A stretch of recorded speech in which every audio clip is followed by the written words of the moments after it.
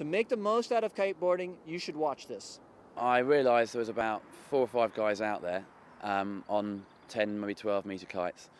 So I opted for my 14 metre because I like to go a little bit bigger. And it was about 16 to 20 miles an hour southwest, which is perfect for Worthing Beach. So I put the little kite up, got up in the sky. It was a little windy, but I let the depower out a little, so it would be okay. So what do you need to wear in the water? That's going to depend an awful lot on the time of year you're going in the water. In the summer, you're going to need a lot thinner wetsuit, about a 3mm full suit. In the winter, you're going to need at least a 5.3 steamer to keep you warm. It's also a really good idea to wear boots, especially on a beach where you have sharp shells, where you have stones, where you have anything that could cut and bruise your feet. There's a slight black cloud over the downs, and no one really took any notice of the black cloud purely because it was so good. It's also a very good idea to have a buoyancy aid. A buoyancy aid is also going to help act as an impact vest, as well as helping keep you afloat if you're out of your depth at sea. Also, when you're learning, it does help keep your head above the water when you're trying to get on the board. And in an instant, it just changed direction from southwest to north to what I believe was about 50 miles an hour. You're going to need what we call a low aspect kite, which means that the kite's more stable, it's easier to use, and it's not got as much punch to it. You also need to have a very good safety leash on your kite, so it means you can let go of your kite safely without causing a danger to people on the beach and other kite surfers. And the best thing to actually do is go and get some lessons. Tried to get the kite down in the bottom of the window, but it just picked me up off the water, lofted me into the sky, maybe 40 foot, and then it had a pendulum effect, and it kept lifting me up and up and up and up, to effect that I was so scared. I was trying to pull my safety leash, my which had and it wasn't. Nothing was happening. It was a disaster, and in the end, luckily, I don't know if it didn't happen. The line snapped. First of all, try not to kite on your own. Go with friends or go to a spot where there are other kiters. That normally means it's a good location, and it also means there's someone to help and assist you. What you need to look out for is generally a side shore wind or side onshore wind, so the wind blowing to the land slightly. You never ever sail in an offshore condition, especially when you're learning. When you can't go upwind, it means you're not coming back. You're going to head out off to France, Ireland, depending on which coast you're sailing from. Well, it was panic stations, really. I was trying to get back into shore. Obviously I couldn't because the wind was blowing me in the wrong direction. Also, give yourself space. When you set up your kite, first of all, give yourself a lot of room in case something does happen, and it happens to all of us. We all make mistakes. Make sure there's nobody downwind of you, no obstructions, no groins, piers, boats, houses, pylons, anything like that. You'll be amazed at the distance a kite can drag you if it goes wrong. And I was pulled out to sea. I turned around to see my friend Rob, was again same, maybe 100 feet in the sky, screaming at the top of his voice. At one point, actually loving it, but then obviously realising it was a bit more serious than that. So he was unfortunately taken to the beach and was dragged along the sand and the pebbles and the stones. The next thing you want to do is look at the beach you're sailing at and make sure you've got an escape route. I always make sure I never sail on my local beach at home. I never sail right down to the end of the beach because there's cliffs and just cliffs around the corner. So if I drop my kite, it can take 10 minutes to relaunch your kite. All this time you're drifting down the beach. So I make sure that I've got a space to get out and drift in safely without getting myself sort of dragged onto the rocks. So just look around, and again, the best thing to do when you go to a beach, talk to local riders, find out if the tide comes all the way up to the beach, if it goes out 3 miles, if there's rocks underneath that you can't see yet. So just talk and use your head and think about it, and look at the place you're going out for 5-10 minutes instead of just running excitedly into water like we all tend to want to do. You might not be aware, but lifeguards aren't said to do rescues and pull people out of the water. That's we encourage people to come and ask us for advice. We can advise you on wind direction, wing strength, tides, rip currents. There's also a flag system put in place. If you'd like to find out more, please click on the X button on the DVD. It's easy to get yourself into trouble, but it's more difficult, when it happens to stop it.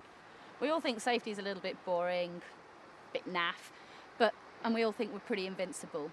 But the worst can happen, and it does happen to everybody. It was locked as if the salt had locked the quick release system. And maybe I should have checked it before I went out, but it just broke. I mean, it was locked.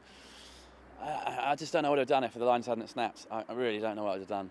That's where the safety-orientated individual will fare better than somebody who just kind of lackadaisical about the safety.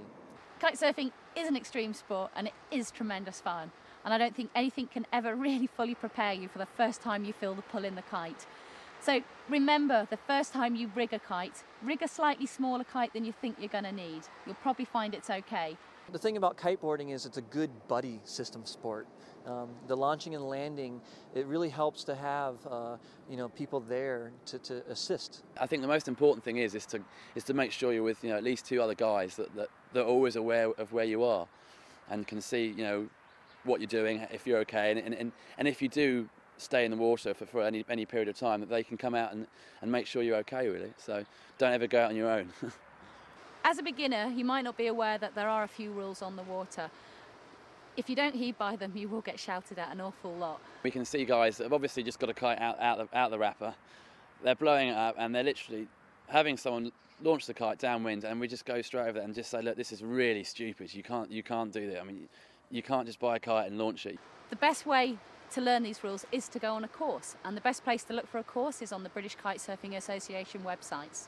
The launching and landing is one of the most critical parts of kiteboarding. This is where things can happen and go terribly wrong.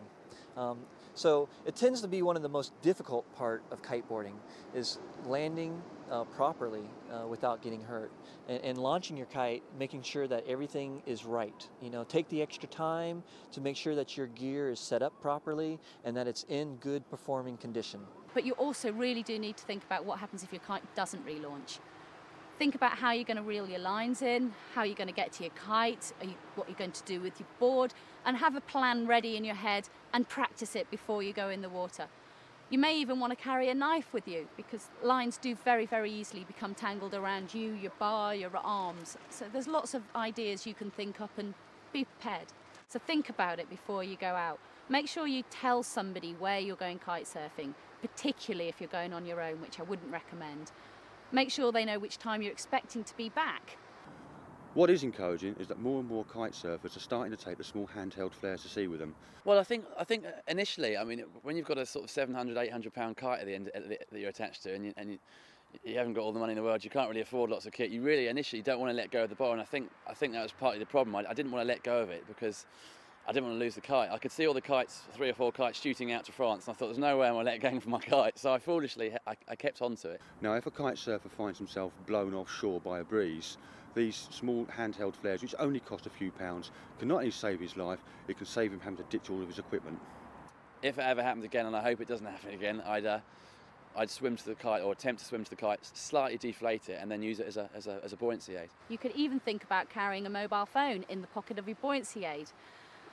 All these things will just help reassure you more than anything else when you're on the water. And the safer you feel, the more confident you feel, the more fun you're going to have. I suppose there's 3 main things to do, really.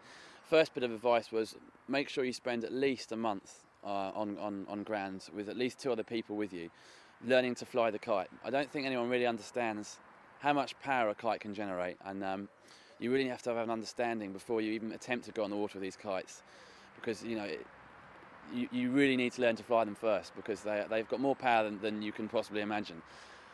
And make sure you always have at least 2 safety systems, either a witches is a well-known quick release system, or a leash that can come off your bar onto your hand, so that you won't endanger other people as well as yourself. A lot of people start kite surfing, they get these big kites and they're on the grass surrounded by loads and loads of other people. A lot of old people as well are obviously walking around the beach, and the last thing they need is a kite line around the neck. And you really got to be careful, not just for yourself but for other people as well. And when you do eventually go on the water, make sure you're with at least 2 other people that are always around you, can make sure you're all right, and make sure that there's nothing going wrong, and can see your kite, make sure that the kite's flying properly, and just make sure you be careful and don't be stupid. Don't just buy a kite and just go straight out there. It's really not worth it, really. It's very important to be safe if you're going to really have a good time doing kite surfing.